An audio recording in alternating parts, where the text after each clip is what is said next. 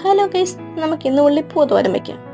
അപ്പോൾ ഇതിൻ്റെ പൂവിൻ്റെ ഭാഗം ഒന്ന് കട്ട് ചെയ്ത് മാറ്റുന്നുണ്ട് കേട്ടോ. അതുപോലെ തന്നെ ഈ ഒരു തണ്ടിൻ്റെ അറ്റത്തെ മൂത്ത ഭാഗം അത്രയും കട്ട് ചെയ്ത് കളയുന്നുണ്ട്. അതിനുശേഷം നമുക്കിതൊന്ന് അരിഞ്ഞെടുക്കാം. ശരിക്കും ഇത് സവോളയുടെ പൂവാണ് കേട്ടോ ഇത്. അതുകൊണ്ട് തന്നെ വേറെ സവോളയും ഉള്ളിയും ഒന്നും ഇതിൻ്റെ കൂടെ ഇനി ചേർക്കുന്നില്ല.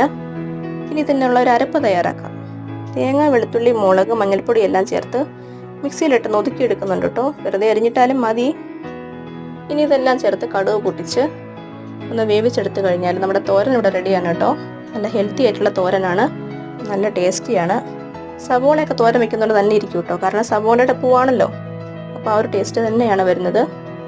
ഈ ഉള്ളിപ്പൂവിനൊക്കെ ഒത്തിരി ഗുണങ്ങളുണ്ട് കേട്ടോ. കടുക് പൊട്ടിച്ചിട്ട മുളകാണ് ഈ കാണുന്നത്. ഉണക്കമുളകെന്നോ വറ്റൽമുളകെന്നോ ഒക്കെ പറയും. അപ്പോൾ നല്ല തോരനാണ് കേട്ടോ.